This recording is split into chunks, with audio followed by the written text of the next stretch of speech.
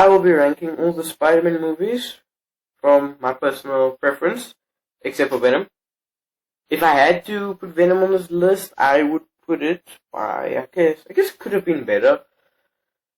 I mean, I enjoyed Venom. I think every single Spider-Man movie is good. In its own way, every single Spider-Man movie has its pros and it has its cons. Okay, I think every Spider-Man movie is good. I don't think a single one is bad. They're all good in their own way. Alright, so let's start with Spider-Man 3. Spider-Man 3, I'm not quite good, because that movie is actually very good. Besides the bar scene, where he uses Gwen to make MJ jealous and then slaps MJ, that's the only scene. But I guess then again it's for character development, with the whole symbiote thing. But that whole movie is really good. To be honest, it is a really good movie. My favorite fight scene in the entire Raimi trilogy is that ending scene. That fight scene when Harry comes and saves Peter's life and they just kick butt against Venom and Sandman. I think it's amazing. I don't care how cheesy it is. It is such a good scene. Especially, I think Harry as a character, right? He had such good character development. I think that was just amazing. His character development and his redemption arc at the end was just amazing. James Franco is one of my favorite characters in that entire movies series. Obviously, except, Spider-Man himself. But yeah, that movie was really good. Sorry. Amazing Spider-Man 2. I think TASM 2 could have been better. Now, the main things I like about this film is, of course, the chemistry between Garfield and Emma Stone. I think that's the best live-action, on-screen relationship we've ever seen compared to the Raimi trilogy and the MCU. Their chemistry is just amazing. I guess it was because they're dating. They were dating at the time, but their chemistry is so good. The second thing is the visual effects. The visual effects are so amazing. Especially, one of my favorite scenes in TASM 2 has to be the Times Square scene where Peter is in slow motion and one of his web shoes are broken and he has to use one to save those people. I think that was absolutely amazing. And when Gwen basically dies, I think that scene, it's full of tension and just Peter and Harry fighting while Gwen's just hanging. It's just, wow, it's amazing. The couple things I do have wrong with that movie is that subplot where Peter finds out that his dad used his own blood to put in the spiders, like his dad's own blood to put in the spiders, so that when the spider bit him, it can only he could be Spider-Man. That's what I didn't like about that film, is because no one else can be Spider-Man. So Miles Morales in that film, he couldn't be Spider-Man. No one else could be Spider-Man except for Peter, which I didn't like. Because almost like the whole thing is anyone can basically be Spider-Man. That's like the message. The entire thing. Even in Spider-Man and the Spider-Verse, anyone can wear the mask apparently. I'm just quoting. That and I think Electro. I felt bad for the guy, I'm not gonna lie. I felt bad for the guy. But I think his whole motivation it's just kind of stupid because he thinks Spider-Man turned against him. But Spider-Man's just trying to calm down everyone. And then he's like, you did this to me. You're making fun of me. He's like, oh, hold up, Sparky. And then it escalates. But, yeah. So Spider-Man, I'm going to Spider-Man 1. Spider-Man 1. I think this is the first superhero movie I watched. It was either that or Spider-Man 3. I think it was Spider-Man 1. Spider-Man 1 is just amazing. It's a good film. I love it. I love the cheesiness in the films. It's just such a cheesy movie. I love it. The dialogue is cheesy as hell. But I love it to bits though. It's you who's out, Gobby. Out of your mind. One of the funniest and cheesiest thing I think is when Goblin and Spidey first fight in Times Square or so. And then Peter just whips people to safety, but he's still in his civilian clothes. Are you telling me no one saw that? And then when he's running, changing into his costume, rips over his shirt, and I'm just like, is there like no one in front of you, my guy? Are you telling me no one's in front of you? But I love that movie to bits. I think it's a good movie. Spectacular Spider-Man. Hang on, pause, Cyrus. Did you just say Spectacular Spider-Man? I'm sorry, I meant Spider-Man. This is Spider-Verse, guys. I mean, this guy's such a dumbass. I mean, why would he say that? Amazing film. Everything about that film is amazing. the visuals, the acting, everything. The storyline is just amazing. I know I said every Spider-Man movie has its cons, but I don't think Spider-Man Into the Spider-Verse has a single con. It's such a good movie. Okay, now we go to TASM 1, Amazing Spider-Man 1, which is a spectacular film. I love that film.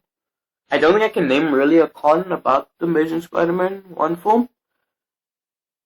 Except for Uncle Ben's, Monsheen being Uncle Ben. I think that's the only thing. Because his Uncle Ben, it's kind of a douchebag. I'm sorry, his Uncle Ben's kind of a douchebag. I mean, like, really? But I love the acting in that movie. I love the chemistry. I love the romance. I love the visuals. I love, like I said, I love the acting. I love the plot. I love everything about the movie. I love the unique take on Peter. And I love the unique take on the origin story. I think it's a good movie. I think it's well written. And yeah, it's a good film. It's one of my favorite Spider-Man films. Spider-Man 2. Oh yeah, I forgot to note. The soundtrack in TASM 2 is amazing. The soundtrack in Spider-Man Into the Spider-Verse is also amazing. And I mean, the dance in Spider-Man 3, like when he's walking on the street. I mean, come on, that song is pretty good. It's catchy. Spider-Man 2, whew, it's such a good film. Such an amazing, spectacular film. I only have two problems with that film. One is, in Spider-Man 1, where Peter is just like, when he finds out that Norman is Goblin, he gets flipped off. He's like, what? I can't believe you did this. I can't believe you killed all those people. You're Norman Osborn. You're my best friend's dad and all that. But when Peter sees Doc Ock robbing a bank, he doesn't question it. He doesn't say anything to Otto. There's no dialogue. He's just like,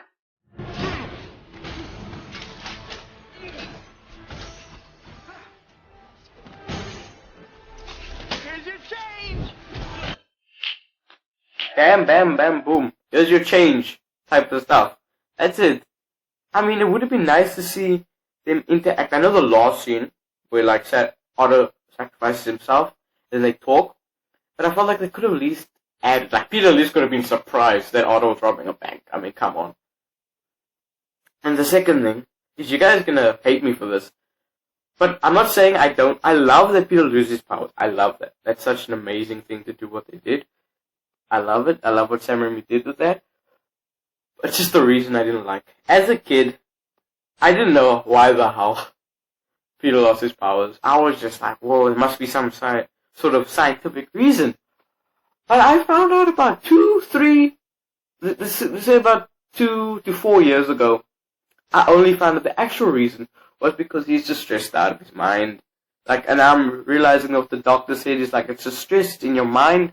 It's basically because he's low on his rent. He doesn't get MJ. He's filling up with guilt because he didn't tell Aunt May. I think one of the reasons when he told Aunt May, I think that helped a bit. But I guess it's just kind of disappointing finding out 4 years ago that that's the reason why, not like being it scientific or anything. Yeah. Spider-Man Far From Home. I love this film. It's a good film. I love the visuals. I love the acting. I love everything about this film, except for two reasons. The comedy in this film is just overused. It's done too many times, and the film's not as grounded as Homecoming was, like all over Europe. But yeah, the comedy's overused. That's the one thing. It's just this, like, whenever there's a serious scene, it's just over. There's like literally a comedic scene there, except for the illusion scene. That's it. That's the only thing. There's no comedy in that scene at all.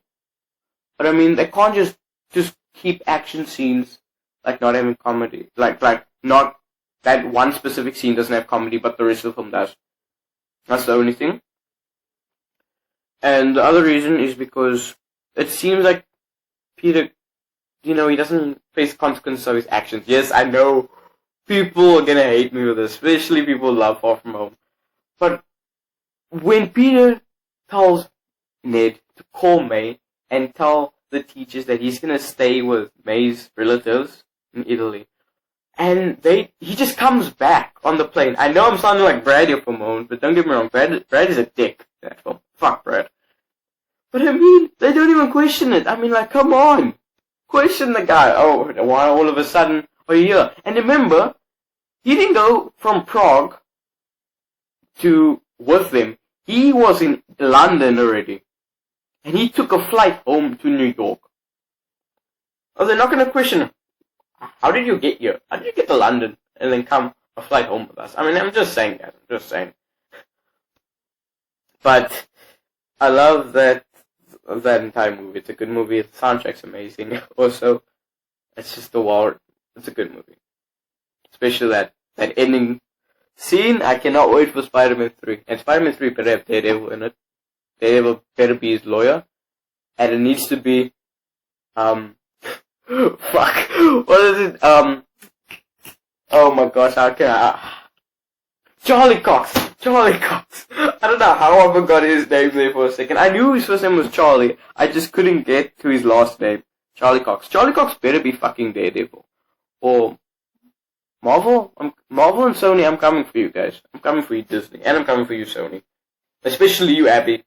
Talking about you, Abby.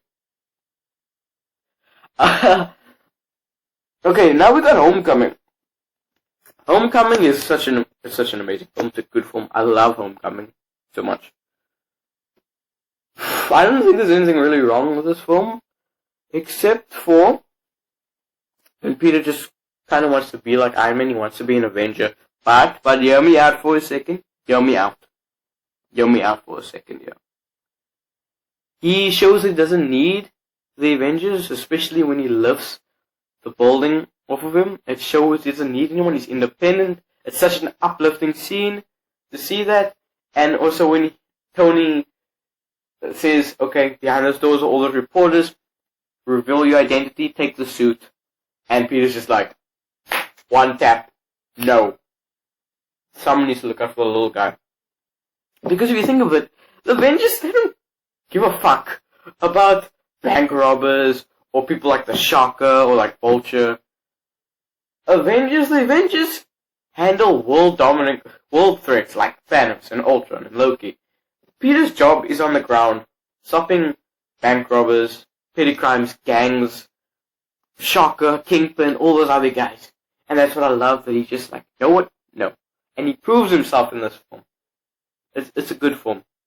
I really love it. And Michael Keaton as the Vulture is amazing. And this is where it kind of one-ups Far From Home. Is that scene, suspense, no comedy. That where Vulture finds out Peter's Spider-Man. It's just amazing. And I love it. And that building scene is also amazing. Wow. Okay guys, I know I rambled on a bit. But, you know, the video is quite short. But shorter than my usual videos. But anyway, that's gonna end the video there, guys. Drop a like, leave a comment, subscribe. Let me know your thoughts in the comment section below. Which tier list to do next. I'm gonna first do all the Spider-Man ones, all the Spider-Man similar ones. Because I want to get out the way. From there, I'll probably do some Batman stuff and Star Wars stuff because I love Star Wars. You guys should know that I love Star Wars. I make too many references about Star Wars. Come on. And prequels are best. Don't hashtag me. Prequels are literally the best. Anyway, peace guys. Love you.